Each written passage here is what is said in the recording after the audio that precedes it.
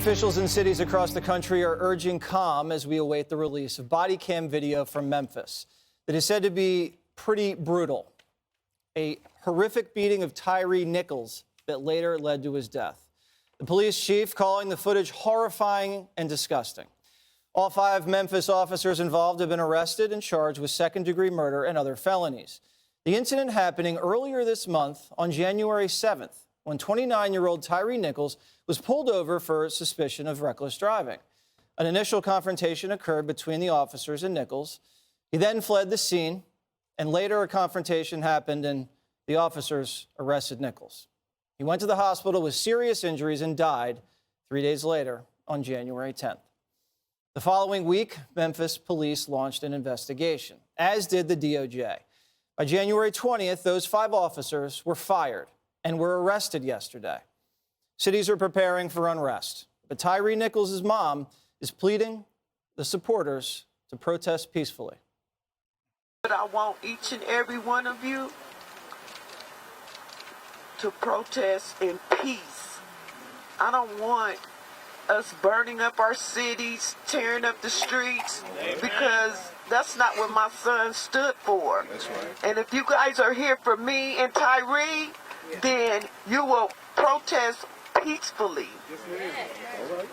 You can get your point across, but we don't need to tear up our cities, people, because we do have to live in them.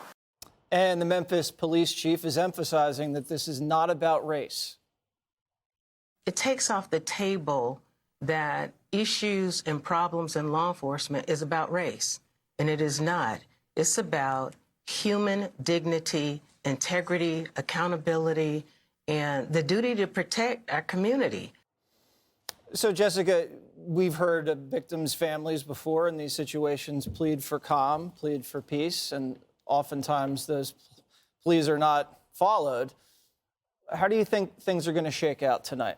Well, I'm hopeful that they will heed the family's calls. President Biden released a statement as well saying, please be peaceful about this. But the timing is difficult. It's going to come out after 7 p.m. on a Friday night. And I can see both sides to this, that maybe it's better if people are going to protest, that you have the weekend where you're not supposed to be at work. But it also could be extremely dangerous with people running around you. I mean, you're sitting at home on a Friday night at 7:30 and you see a video like that. It's got to be pretty bad if they preemptively charge them to make sure that everyone knew that it was this bad. If they're saying that it's arguably worse than the Rodney King video, and we know that there are people, the 5 police officers, a firefighter who responded to the scene as well has also been charged. I think that we're in for a really heart-wrenching weekend and few days after that. And I'm honestly scared. I'm scared also to personally watch the video. I watched the George Floyd video, which was very difficult. And it sounds like this is going to be worse than that, which is hard to imagine. Judge, how do you think the Memphis Police Department and the authorities down there have handled the situation so far? They got out in front of it, Jesse, and they charged, as you said, the murder in the second degree, along with, you said, other felonies. We're talking about kidnapping, as well as every possible crime they've been charged with. My understanding is that the DA is well respected there. And that the governor, along with the mayor in that town, have worked well with the community. And you may recall that even during the George Floyd riots, Memphis was relatively quiet. I, like everyone at this table, and I'm sure in America, is just kind of holding my breath, hoping that it's not as bad as they say it is. The truth is, we already know it's worse than Rodney King. Rodney King didn't die. But what we've got is a family here who's got a great deal of dignity saying, please don't destroy the city. But what I also know is that for the last several years in this country, there has been an effort to defund the police. Not just an effort, it's a reality, to defund and demoralize the police. When Tim Scott came out with a police reform bill, nobody even wanted to read it. We talk about police training, and that's what's going to come out of this. They're going to be prosecuted as well they should if everything that's being said, it comes out to be the case. But we've got to recognize that just this past week, we talked about that Atlanta public safety. They were trying to build a new building for training, and they came, Antifa, I don't know who it was, came out of the woods and started shooting at the police. We need more police training. We have to recognize that these cops are bringing shame on everyday cops who go out there and risk their lives. They're bringing shame on the community, and they're bringing shame on the black community as well. And that's not who we are. And so we've got to prepare to bring the toughest punishment, if indeed it is what we expect it to be. And as it relates to the issue of when is the best time to bring it out, I thought that a Monday morning at 8 o'clock might be the best time to let this out. So did I. But this is what they're saying, Jesse. They're saying that people will be at work, kids will be at school. Now people will be home. I understand they're ready to impose a curfew and to shut everything down. So maybe it's the right time. We'll see. This is the police chief addressing the timing of the release. Let's watch that. We think about the entire public, to tell you the truth. We thought about schools. We thought about business. And we felt like Friday afternoon, if there were individuals who decided they wanted to peacefully protest, at least other individuals would have gone home, schools would be out, and it wouldn't be as disruptive as it would have been if we released it on a Wednesday afternoon. Brian? Well, this is going to be an interesting study because the one thing you don't want is what happened in Chicago. You find out 8 months prior there was this horrible video and it was suppressed, and it comes out and he goes, what were you trying to hide? Okay, no matter what your story is, if you're a police officer, you're going to have a hard time getting ahead of this because it seems like you suppressed it. On the surface, this just seems like a bad move. What we're getting coming into the show last night, we're watching the press conference with the police officers, and they're saying this is one of the worst things they've ever seen. Stay tuned for tomorrow night. I mean, it's almost as if they're queuing up our programming, it's the beginning of your show, and getting everyone ready.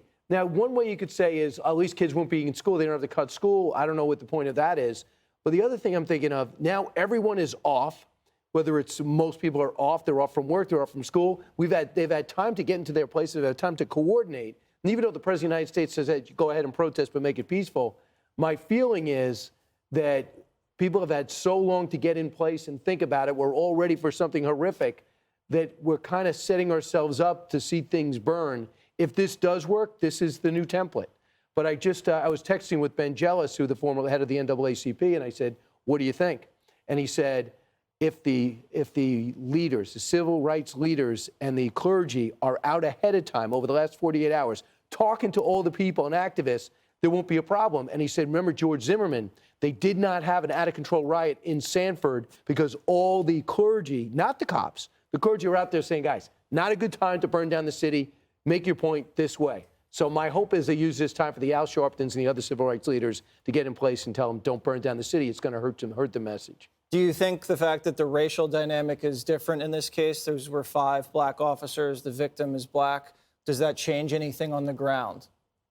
I don't know the answer to that. And I think that's a good opportunity, Jesse, to remind people that this hour, right, this minute, 5:08 p.m. Eastern, there is a whole lot more about this case and this incident that we don't know than we do know. There's a lot of questions that are outstanding. I think the video will probably speak to some of those when it comes out in 2 hours from now.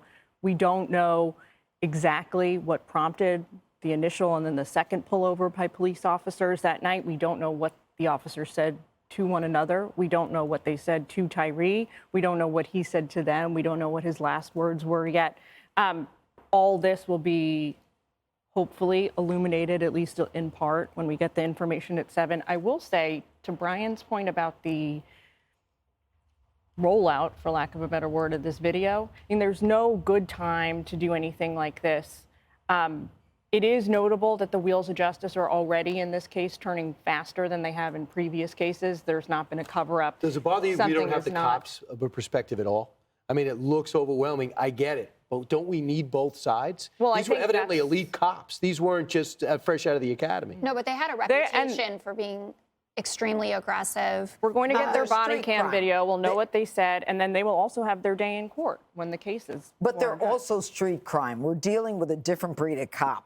This is the cop who goes in the city. This is the cop who grabs the guns, the drugs. I mean, these are rougher cops, not in the sense that they're violating the law, but they are in the face of criminals every minute. They usually know the names of the people in the neighborhood and where to go. Yeah. All right, so we'll find out more after 7 o'clock, so stay with Fox for that. And we'll continue to monitor that situation. Hey, Sean Hannity here. Hey, click here to subscribe to Fox News YouTube page and catch our hottest interviews and most compelling analysis. You will not get it anywhere else.